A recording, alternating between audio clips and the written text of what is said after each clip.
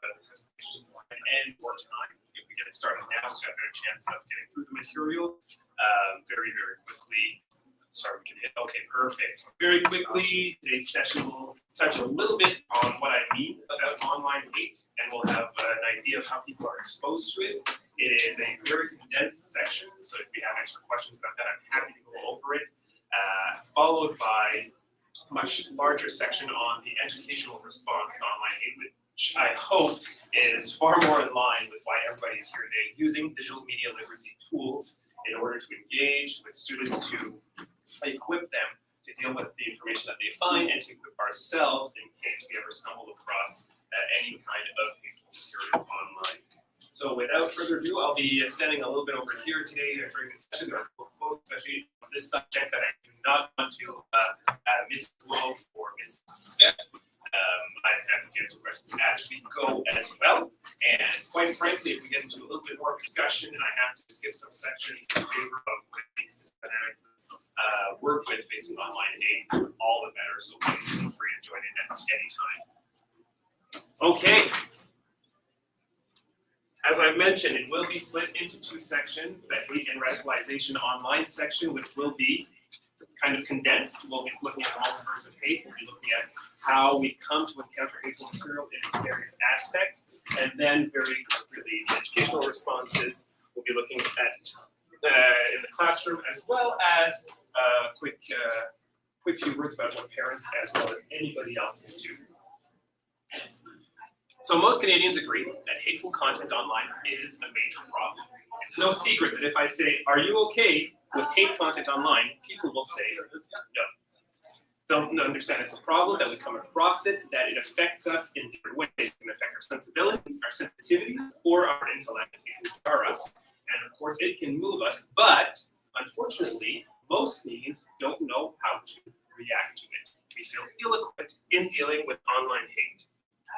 We don't either, and because of that, we don't know necessarily how to transmit the message to youth and kids. So, in order to encounter this material today, we're going to be talking about what it is, how it happens in summary form, and then, of course, what we can do very specifically.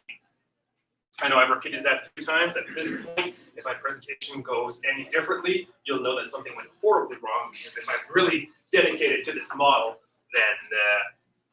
then we know I should follow it. So, just like anything else in digital media literacy, we don't need to be an expert about online hate in order to work with it, work to counter it, work to equip ourselves to deal with it. In digital media literacy, what we're looking at are key skills, attitudes, and capacities to look at our digital environment, the information that comes to us, and be able to react to it critically and creatively.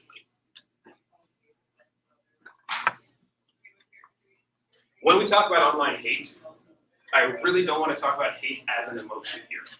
Hate as an emotion is, well, it's anger.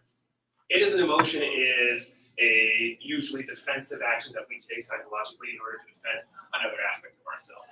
But that's not what we're talking about when we talk about online hate. When we talk about online hate, we are talking about ideologies of hate. And we're not talking about organized hate either.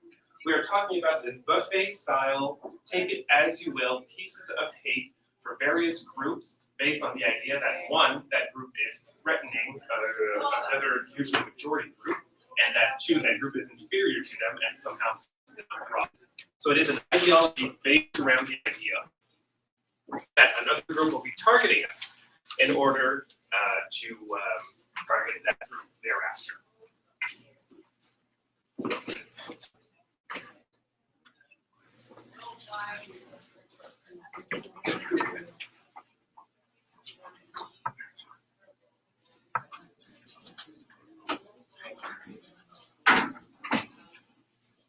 What is constant in all manifestations of online hate, however, is that that targeted group is targeted because of their somehow, what I'm looking for is immutable essence that makes them a threat and therefore justifies any action taken towards them or against them. Now, I mentioned that there are some points that I will want to make sure that I'm getting exactly the right wording here when we are talking about the ideologies of hate. I want to make sure to get it exactly right, so please allow me to read this section here. The idea of an immutable essence is the result of a number of distinctive ideologies that researchers have identified as being present in nearly all hate groups or movements. So these ideologies are not particular necessarily. They are, for lack of a better word, universal or perhaps polyvalent in various hate groups. They will be, these ideologies have the aim of othering and dehumanization. They will appeal to the in-group's glorious past, claims of victimhood by the in-group, fear of secret enemies, and the idea of the inevitable conflict with an out-group as justifying the use of violence against them. Before I proceed, I do want to fully acknowledge what it means to talk about these ideologies of hate and to essentially be a visual representation of the most targeted group for online hate. That is to say, straight, cis, of a certain age are the most radicalized group or a group in online hate. And I fully acknowledge that as well. When we're talking about things like othering, the glorious past, and victimhood, I have given this presentation before and had someone ask me, well, could you please explain victimhood to me and how it can be different for minority groups and majority groups? And I'm feeling, of course, terribly ill-equipped to justify that answer. I have to say that when I'm talking about victimhood in this context, I am talking about a phantasm of victimhood. The idea that we are victims because we have lost the prestige that we feel, and I'm using, please understand here, in the most disassociative context, that we are not being given what we thought we were owed because other groups are being given something that is reaching towards a form of equality. So this victimhood is the idea of loss of prestige relative to gain of equality.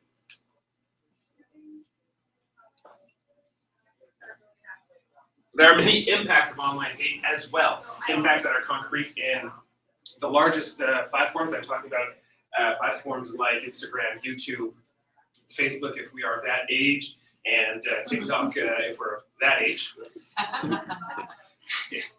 A little aside here, I was doing little street interviews with students at Ottawa U most recently. We were talking about these subjects, and one of the students, a poli-sci student, looked at me and said, well, with my generation, we really feel like, and I'm thinking, oh my goodness, you're actually differentiating yourself from me. And the first It's a beard. It's the beard, okay. And now, oh boy, I'm saying this on live streaming as well. I have an admonition to make. I have not been able to get rid of these gray hairs since I was 16. I don't know what it is. Please, I'm not that old. Okay. Thanks for laughing along. I know it is a very heavy subject, and I appreciate being able to laugh a little bit, being a little bit glib, but also realizing the full importance of its impact. There are really good reasons to be concerned about all this online hate. The impacts of harassment and online forums, of emotional harm that can be done. Now, of course, I could read through all of these, but you can all read faster than I can speak.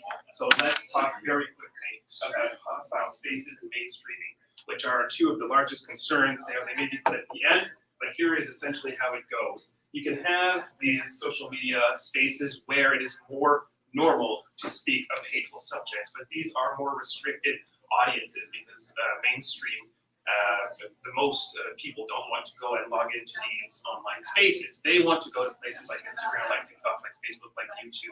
So those heavily radical messages won't necessarily appear in those more popular platforms. They'll be appearing in those least popular platforms where people are already going to seek them out. But we'll be getting these veiled messages, this dog whistling, these bad faith arguments through the mainstreaming of platforms where we start to say these things, where we present a certain strong and loud normalizing presence of these hateful messages that are somehow less hateful than other platforms in order to make it look normal. And the less people react, the more normal it seems, and the more that we will be moving on to harassment, emotional harm, and radicalization through the mainstreaming of these presences on platforms. Is that more or less clear? I know I'm moving through it quickly. Fantastic, thank you. Now, of course, being exposed to hate content online does not necessarily mean we're being exposed to fundamentalist or extremist content right away.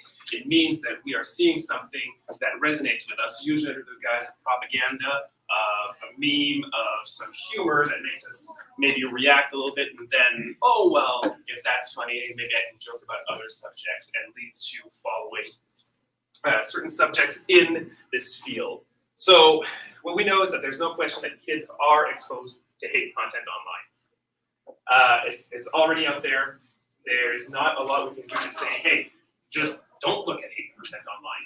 It is widespread, unfortunately. And almost half youth say that they see at least once a week, while youth identifying to as LGBTQIA+, and young people with one or more disabilities are even more likely to see it. They're more likely to happen upon this material online.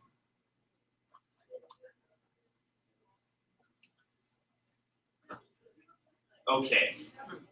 Now I mentioned that I might be moving through some slides a little bit faster than others, and this will be one of those subjects where we're going to move through it a little bit quicker so we can get to the educational responses. But I think it's still important to understand a little bit about how we are exposed to hate material online. A very quick overview of the mechanics, if you will. So hate groups and movements are always eager and early adopters of new technologies. The internet is especially attractive because they allow them to get around gatekeepers and control, and the controlled access to traditional media.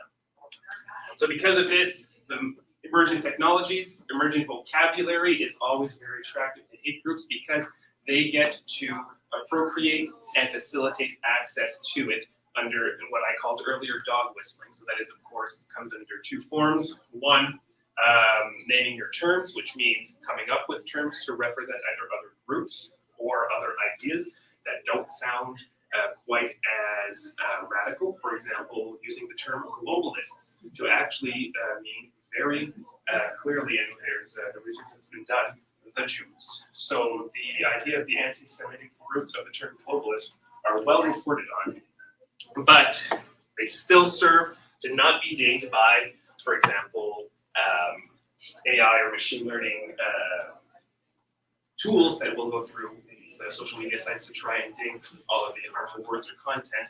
This is why we use dog whistling to appeal to either people who don't know what the term means and will read it because it seems like a more reasonable term, or who know exactly what the term means and are recognizing and feel special because they recognize that as a sort of keyword, a code that they are responding to. Now, I talked about mainstreaming a little bit earlier, and this is a little kind of what happens. We get into these mainstreaming, and I talk about this first group that doesn't quite know what the dog whistling is, so they think that there's a reasonable argument going on. We've got some bad faith arguments occurring as well. Things like, oh, I don't know, women aren't strong enough to be firefighters. Well, is that really what you think? It seems to me that it's a contestable stance to take. Well, actually, what I mean to say is that everyone should have to take a strength test in order to become a firefighter. Well, that's not what you said, but this technique is also used in order to get the message flagged first for people who will respond positively to it, and then to sort of attenuate it so it can be, so it can remain onto these mainstream spaces. And these mainstream spaces will become, like I said, normalized and exclusive or exclusionary even, given these techniques. And as more and more people kind of follow the links from these spaces to less mainstream spaces, to other social media platforms that will allow more radical content, and eventually to actually radicalize the sites or forums. So it might go something like Instagram to Parler, Parler to forum, forum to 4chan, 8chan, or whatever else it might be. Now, this is a very direct group. It is usually far more circus than that, but it does lead to what we call the hate multiverse. The hate multiverse is fascinating because research has shown that, for example, now I'm going to talk a little bit about conspiracy theory and relates to hate. I don't have a whole lot of time to talk about how, but suffice it to say that because they occupy the same online spaces, people who are looking for them will stumble across various forums where they connect them and get this sort of piecemeal ideology that I was talking about earlier that will justify, one, the feelings that they might have, will reinforce or further radicalize their ideas, and add these sort of ping pong reception of other hateful or conspiratorial ideas that will almost create this necessary noise of community where now suddenly they feel connected to everybody who might feel the same way. And if you don't feel the same way necessarily about the globalists, well, at least we'll be able to connect on flat earth theory or something along those lines.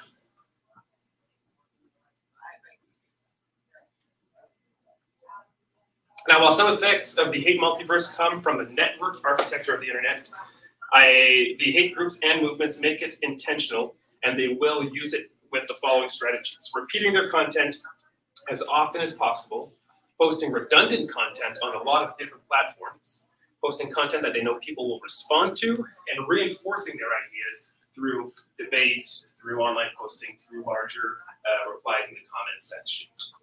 By doing this, they ensure that they take on the most presence as possible in the largest spaces that they can.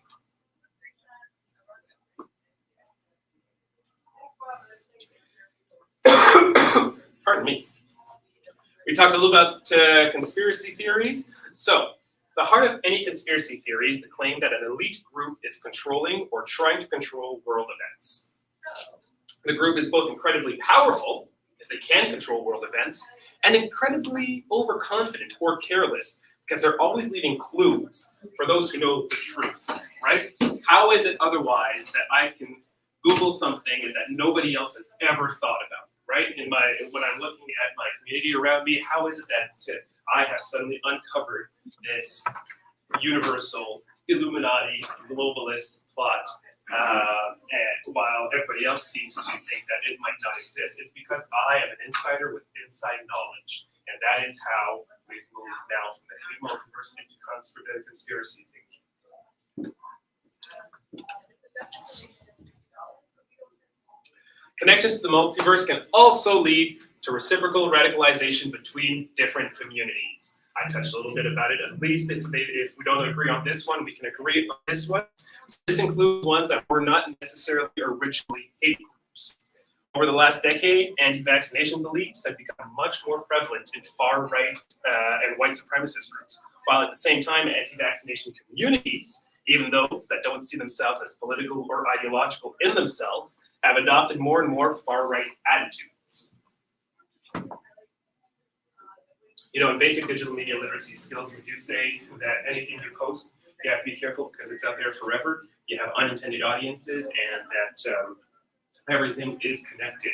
These very three simple truths about digital media literacy are found directly applied here in the matters of radicalization. That's just a little tidbit of information. Okay. While hate groups work hard to manipulate search engine results, I talked a little bit about the dog whistle, about that term appropriation, about naming their own terms. More and more, we try to get hits off of specific terminology instead of general search results. So those previous algorithmic tools that were used to popularize Google searches don't work as well anymore. So it's actually very important for them to use those core tools, such as repetition, redundancy, in order to make what is otherwise fringe vocabulary appear normal, so that people start searching for these terms. It's also important to produce a lot of content so that if we're leaving autoplay on YouTube, for example, we are happening on it just because it is linking to other videos and other things that we see. If not directly, then at least indirectly enough that it can still appear in our feed and sort of get us to maybe question even what might have previously been a firm stance. And if it's happening to us as adults, as educators, as people who, I work in this field regularly, and I still occasionally fall on material that makes me hesitate, that makes me think twice, that makes me wonder if I've really thought about this the right way, if there is actually a debate to be had. Now, we will be seeing this in the educational responses. There isn't. But it's still affecting affects us, and by that I mean reaches us emotionally effectively before it reaches us intellectually or critically, and that is why we need these tools, of course, to be able to respond. When we see these terms being used, being appropriated, to remember such tools as looking for more general search terms, for seeking material through more trusted sources. Now, I think it is La Ferme Léger in Quebec that recently interviewed, I think, 1,009 youth from across Quebec. And this only appeared recently, I think, a week ago. The article was published, where we have something like 1/3 of youth 18 to 35 who believe that information is being manipulated by traditional media, which means that there is, of course, two sides now to this work, or as I like to tell people, my job would be so much easier if we didn't have to first talk about how we can trust traditional media before saying, okay, now here's how we have to be careful about trusting traditional media in that sense. Unfortunately, with the saturation of information and the commodity of information as very real realities in our connected world, that is no longer the approach we can take. We no longer use the, the Know Your Crap chart that we were presented in university for how to recognize viable and non-viable sources. There are so many more tools that we have to use today, thankfully, that are still accessible means of getting to that information. Now I'm only showing this one here, closed content. This is one of my favorites. I just really want to leave this on here for a second. Cloaked content is quite simply the argument that I used with Women Firefighter earlier. We try to present what is a likely logical proposition in order to get into more radical content, or vice versa. Of course, when we are online, we have no idea of the reach of the audiences, like I was saying. So an ironic racist is not going to be posting anything ironic once it reaches anybody else. And even then, well, I have opinions on what an ironic racist, how ironic a racist or an ironic racist really is. But I'll keep those to myself for today. Okay. As we've already seen, hate groups and movements will often cloak their content to make it less likely to be blocked and to make it appeal to a broader audience. One way that they often cloak their ideologies of hate is through messages that are aimed at lower levels of what we call pyramid radicalization. Pyramid radicalization works very simply. It's actually the same as the pyramid of activism. It is simply applied to a different ideology or mentality. Most of the time, you'll have the largest section at the bottom, who are the sympathizers. These are people who stumbled across the content, who are following the page, who might be repeating some of these things without necessarily knowing just what they are saying. They have sympathy for the message, sympathizers, without having really given themselves wholesale to it. But as radicalization continues, and as this media continues to be consumed, they become members. And members now are people who are participating in the organization of events, for example, who are actively posting and reposting in order to share whatever hateful content or veiled or cloaked content is going online. They're learning a little bit more what it means to use certain vocabulary and agreeing with it more and more, even though they might not have originally, as they've been exposed to it over time and convinced. And eventually, we'll move on to the highest tier of activists who are truly the key here, people who are willing to move on to violent events in order to defend their cause.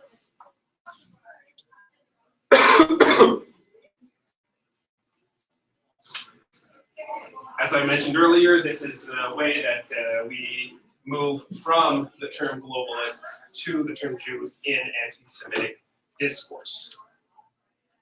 I really should have had a warning for triggering content. Apologies for not having put it at this part of the presentation. But I think it is important to understand how it works and how, when we hear these key terms, we can be made aware of the responses that are necessary, or at least the interventions that can be necessary in reacting to someone saying, well, I heard that the globalists are controlling the banks, and that the World Monetary Fund is, making 5G towers in order to control our vaccines. I still don't have a firm grasp on this, I'm sorry. But all those red flags should be going up at that point during a conversation. And I will say that I was teaching French 11th grade when I was in Alberta. And we were having these in-class debates, and one of the themes that unfortunately came up was exactly this. And without naming Ben Shapiro, he came up quite a bit. Oh no! Okay, well I really shouldn't mention Alex Jones. And oh, what am I doing? Okay. And then a particular apology. I know we're talking about hate, but now we're talking about emotional hate. A particular hate on for kids. Now that I've gotten that off my chest, and that you all allowed me to do it, and Pache, if anybody here are sympathizers to them, these were influencers who came up a number of times in this discourse. And when I say that we are consuming media that introduces us to this matter, they're not necessarily trying to make extremist content, but they have found an audience in those who sympathize with extremist content. This is exactly what was meant when white nationalist groups said that they loved Tucker Carlson because he said what they could not. It's not that the intent is to promote white nationalism, but that's effectively what's happening. So if this is happening in class, we have to be able to respond to education. And there are tools, digital media literacy being the key one, in our opinion, for this particular phenomenon, that will respond to the matters of online hate and radicalization. I know that there are a lot of factors here, psychological, emotional, family. There is a lot to consider. For the moment, this literacy aspect will be the key one within the presentation. So what does it mean to have an educational response? It's what teachers can do. We're with the kids 6 hours, shoot, what's the proper timeline here? 7 hours a day. Maybe if there's extracurriculars, it goes up to 8. Then if there's camps, it goes up to way too much. But it does mean that, during our classes, there are times when we can respond to this. I will have an example of a lesson today. It is meant for a 9th grade class, but we do have material starting from a young age as well to respond, or to even just equip youth, kids, children to encounter this information and to know how to differentiate or how to find a trusted adult to speak about what they see online, so that if they do see something that disconcerts them, makes them feel uneasy, or even harms them emotionally in any way, they know who to turn to, and then we can have the tools to respond. Specifically with teachers, we're talking about 2 educational programs, this one facing online hate, and another that we had created for the classroom, My Voice is Louder Than Hate, an interactive tool that actually takes kids through experiences, stories of online hate, examples, and lets them become content creators in fighting online hate.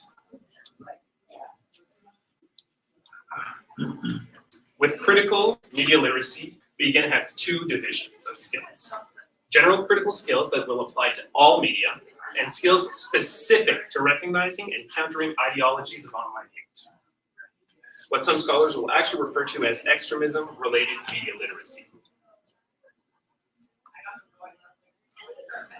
I talked about saturation information a little bit earlier, so here's where we touch on it. And we'll get this exactly right. In our age of too much information, the most fundamental critical thinking skill is what we call the informational triage. Finding out whether or not a source is worth our time and attention. Most of the time, taking a few basic steps will make it clear that the sources of hate material aren't reliable enough to engage with at all. But we have to be able to take these steps, and we have to know explicitly what they are. So the purpose of close reading is to interpret sources that you already know or have determined are basically trustworthy. I've been here before. I think they're good. I just want to read them a little bit more closely to make sure that the information is worthwhile, and then I can delve into them for the information that I'm actually looking for. In some cases, such as cloaked hate sites, or an article in a legitimate news source that unknowingly draws or repeats hate content, and this does happen, we need to take a closer, more critical look. Media Smart's Break the Fake program teaches kids and adults how to take 4 quick steps into verifying information. So, using fact-checking tools. We know Snopes, in French we know Les Décrypteurs.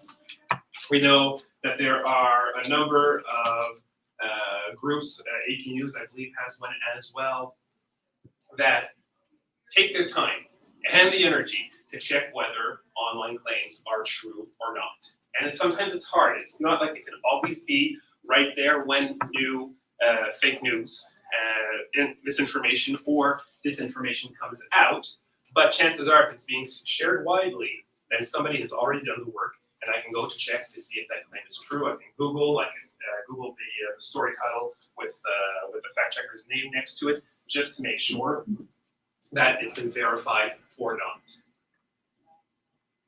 If we can't always find that piece of information, we can then look for finding the original source of the story. So sometimes information will be presented under a certain bias. Now, all information is presented to us with a certain bias. We have to understand that very intentionally. We were talking actually just yesterday about common terms that have been appropriated in conspiracy thinking, but in their actual Latin sources are quite true. And what I mean by that is data and manipulated. Data means to be given, quite simply, datum. And manipulated simply means by hand. So at some point, any information that comes to us with a certain intention. And we want to be able to understand that for sure with basic digital literacy, digital media literacy skills. All information comes to us with a certain bias. That's absolutely understandable. Journalists are trying to give us information, yes, but we also want to make sure that people are coming to us and getting clicks to our news source and not others, so we have to make it more attractive. We know that sex sells, for example. We know that violence gets more attention than non-violent stories. So all of these things are true. Still, sometimes information can be manipulated beyond recognition of what originally happened. Now, it's nice at those times to be able to follow the hyperlinks in the story all the way back to the original source in order to find out what might have actually happened or what the actual source was saying when they were being quoted. Then we want to be able to verify that source to find out if it's trustworthy. There's a wonderful tool out there that it's not very well known, and well, at least when I was in school, highly discouraged, but I think it's actually quite fantastic. So it might sound a little bit cryptic here, Wikipedia. Oh. Wikipedia is actually really good for this kind of stuff. Yeah. I mean, as we all know, it's not the be-all, end-all, but of course, especially compared to classic encyclopedic models, it is leaps and leaps ahead. And at the same time, it's still going to give us certain information. Like if we're comparing two sources that sound like they're professional organizations, we can find out that one has existed longer, one has more members, one has received perhaps more attention, one sometimes they will straight up say, this is a quack medicine organization.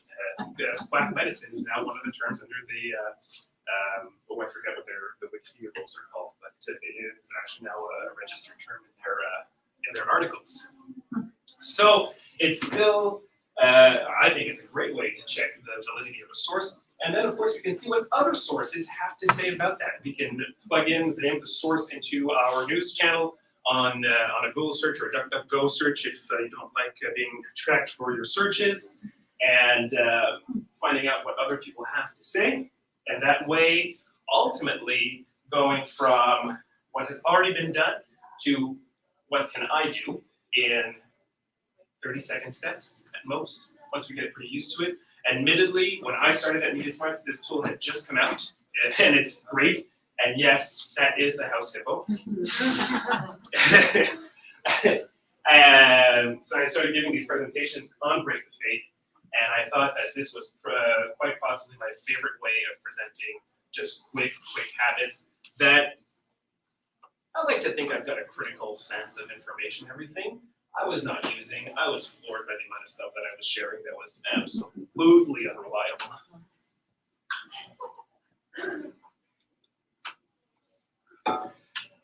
Another thing we want to be able to do is recognizing bias in news. I was just talking about that earlier.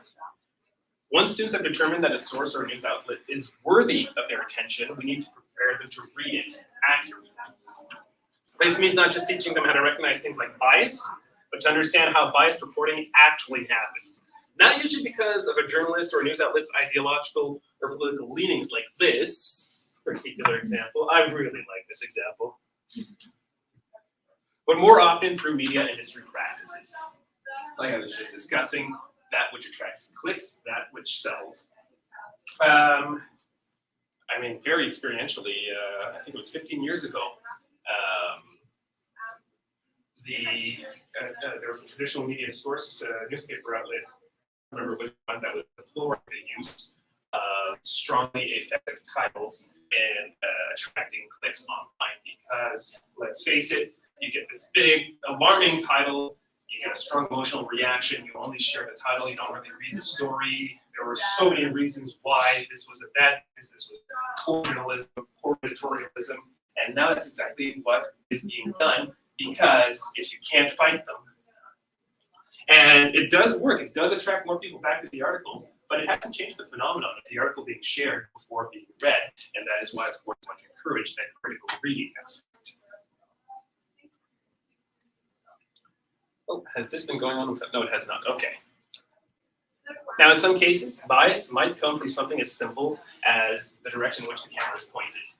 The frame is what we call this, the media frame, and it is perhaps my personal favorite context of how to teach media to kids. Whatever happens in here is what is being shown, and everything else is what is not being shown or excluded.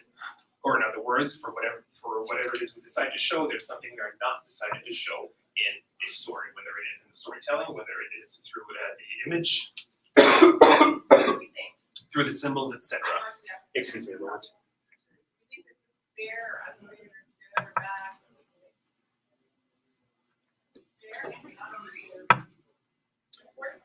Now, another very important general media literacy skill is recognizing bad faith or dishonest arguments. Here is a quick list of those bad faith and dishonest arguments. I'm not going to go in depth about these today. We have a whole presentation about online hate and countering online hate that goes through these in detail.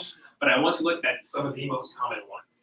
Dishonest about the facts, about the issue, and about the arguer. So here we'll have anything that misrepresents information. Here we'll have anything that distorts the issue, which, in other words, I don't know, I prefer elbow macaroni to spaghetti. Well, how come you think spaghetti is poisonous? No, I never said that. But that is being dishonest about the issue. And finally, all the ad hominem which are dishonest about the arguer. When we are taking attacks on the person, or we are trying to make the person to demonize the other side in order to justify our own stance.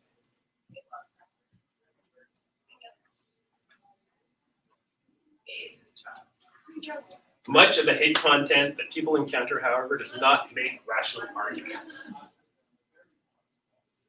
We talked about this a little bit earlier. This is where we really get into the propaganda aspect of bad faith, of hateful content online.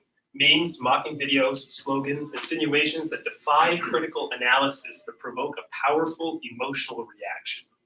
Not all propaganda, to be clear, is hate propaganda.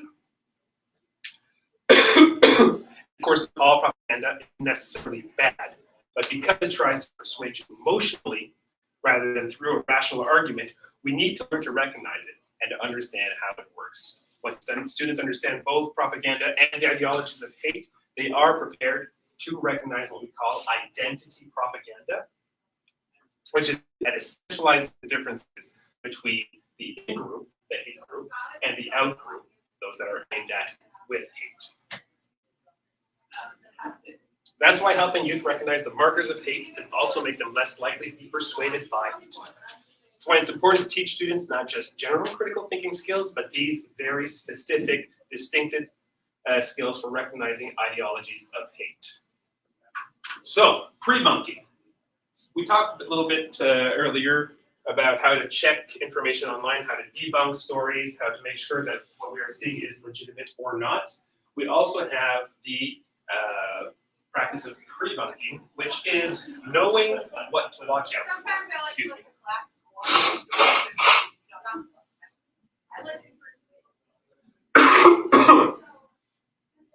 Okay.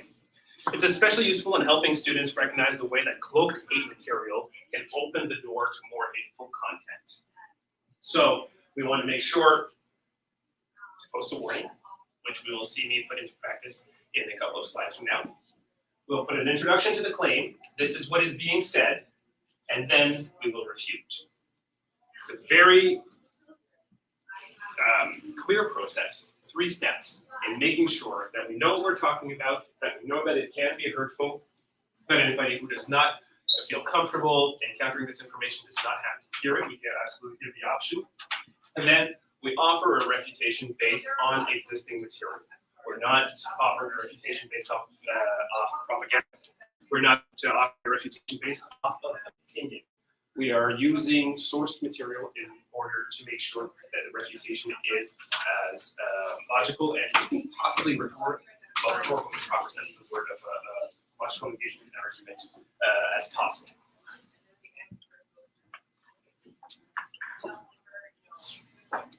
So, we're about to look at an example of some hate material in order to learn how to prepare students and how to deal with it. The example is provided for educational purposes only and according to the best principles for presenting potentially harmful content. Media Smarts does not support the use of this language or these representations. Furthermore, specifically, we'll be looking at meme that spreads hate-based disinformation, which simply denies the harms of slavery. Please skip this section. Anybody, if you are not comfortable, you can let me know now, and we can either jump ahead, I can simply talk through it without going through the actual meme, or we can further pursue the presentation. If you experience any distress as a result of the material in this section, we encourage you to seek out support from sources like Wellness Together Canada, the Hope for Wellness Helpline, Black Mental Health Canada, and Kids Health Phone. The resources will be provided at the end. Actually, they are right here in case anybody needs to reach out. How's that for modeling for modeling lesson? Now, that being said, it's a little bit of a cheeky content, but of course, here we go.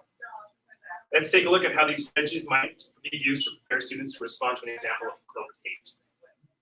The Irish slaves myth is a really good example about how bad faith arguments can be used in online hate to open up that door to more hateful content. Here we have an idea that Irish servitude was the same thing as Black slavery in the United States. Historically, of course, it was not.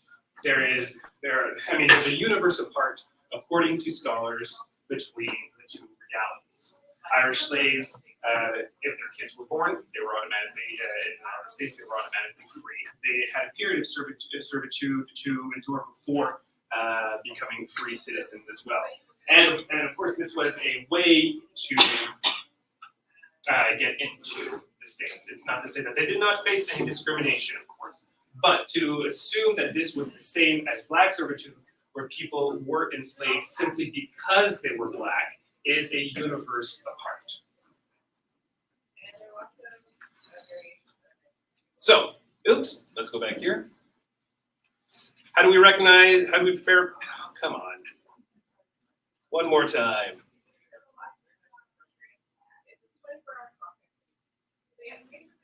So how do we prepare youth to deal with this? First, we're going to go with those informational triage skills. Is this meme worth our time? Is there anything that we can do to find out if this meme is being presented with a good faith argument, or whether it's even worth looking at? Well, we can do a reverse image search.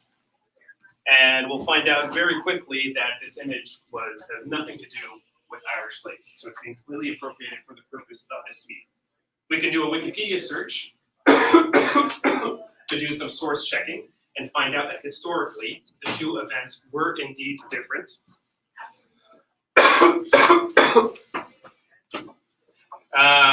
And we can actually also find out with that reverse image search, and this is, just a little quirk of the thing, but it does help us understand just how anything can be used to create material online. These are all Dutch kids.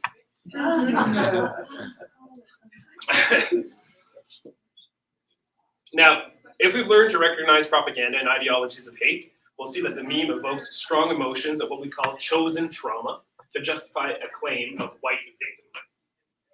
Similarly, students who've learned to recognize bad faith arguments might notice the terms slave and slavery as an example of naming and framing an argument. In other words, if I were to Google the terms Irish slaves until very recently, as a matter of fact, now this has changed, it would have, the first results would have been websites that had appropriated the information in favor of white victimhood. So this is what we call naming or framing the ideal.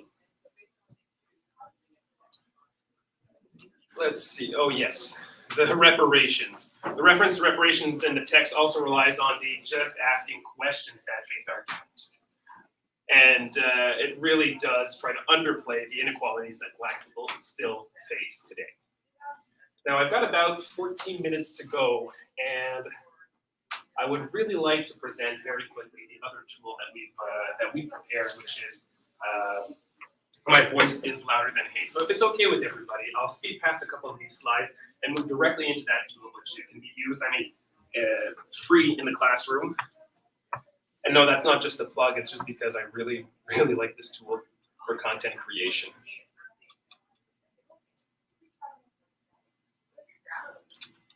Okay, so here there's just a section. Even though most youth come across hateful content online, discriminatory content online, or confrontational situations with hate involved online, most don't react because they simply don't know what to do. It's not that they don't know how to recognize it. The feelings that are evoked, the affect, even knowing that these terms are not okay to use are there, but they don't know how to react. They're afraid that they'll make the situation worse. They're afraid that it might just be a joke and that they're not getting it. In other words, they don't know how to interact with that online interface. And that's fair, because in that online interface, we have something called the empathy trap, which is the loss of empathy by the fact that we don't have those markers that we would normally have in a conversation. Is that person smiling at you when they're saying this? I really hope they're not smiling at you while using hateful content, because that is psychopathic. But do they think they're just making a joke? That's not too bad then, because I say, oh, do you really think that's funny? Can you explain to me why you think it's funny? There are certain tools that we teach in the classroom already as to how to encounter these kinds of situations when we don't always want the kids coming to run to us after recess, because let's face it, one, it is absolutely exhausting to have to solve everything, and I understand that on a personal level, but two, we also want to encourage these problem-solving skills and interpersonal skills between them.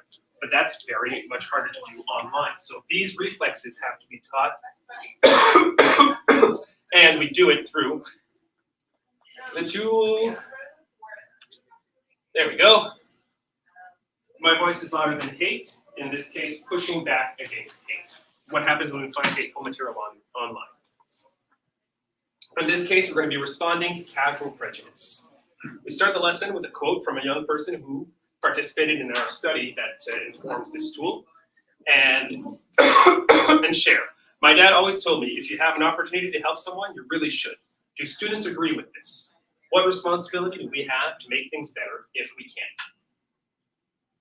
We then show a couple of slides, a couple of videos that are accessible through our Digital Literacy 101 in order for them to kind of get an idea of what these digital literacy skills are, things that we've already discussed today.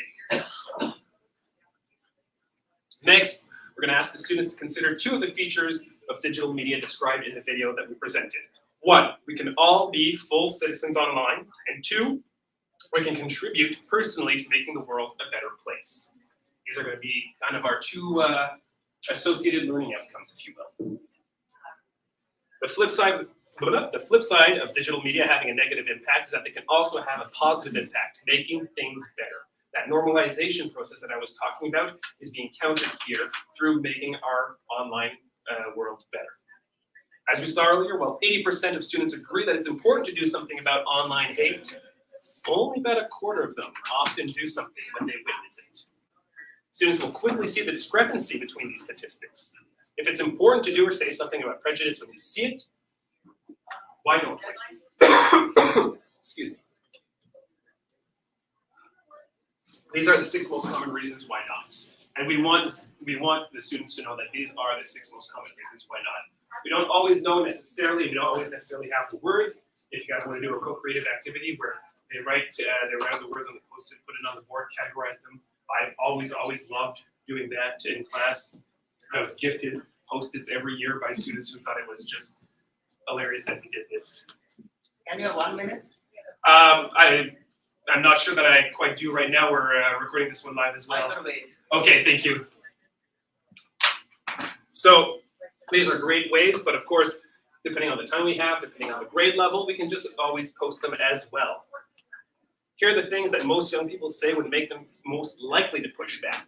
If someone they said something hurt their feelings specifically, if the website or app had clear rules that they knew how to follow, and if they thought that most of their friends agreed that the situation was wrong. So if they know how to act, if the website tells them how to act, and if they're okay with the peer pressure part, in the simplest terms.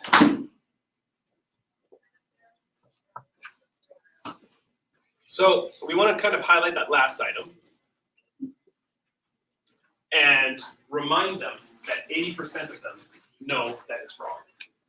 Because they might not all know. If everyone is hesitating because nobody wants to go forward, then everyone will think that no one wants to go forward. But if we remind them that actually 80% of us want to move forward and stop the situation, we are already going through that alienation aspect of not acting. So, in the My Voice is Louder Than Hate tool, we'd be heading over to the story. As you can see, there are experiences. There's a learning section, a story, and a sharing. The sharing is where we become content creators by creating videos and memes.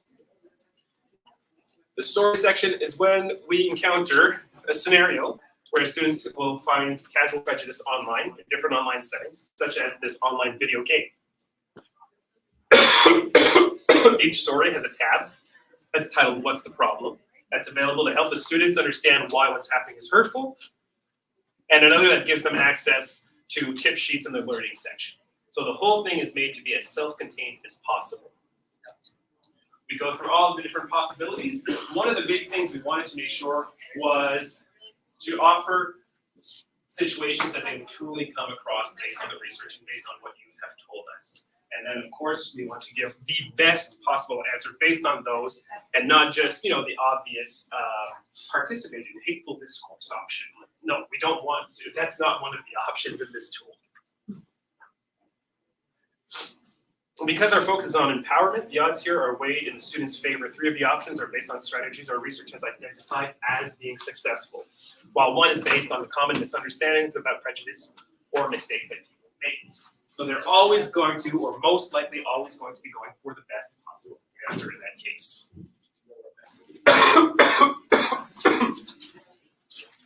So each response receives an affirmation or a correction with an explanation why, a related video, and with that tool, we get to evaluate a number of points. So one of the big things that we do at Media Smarts is make sure that all of our tools are related to curricula across Canada.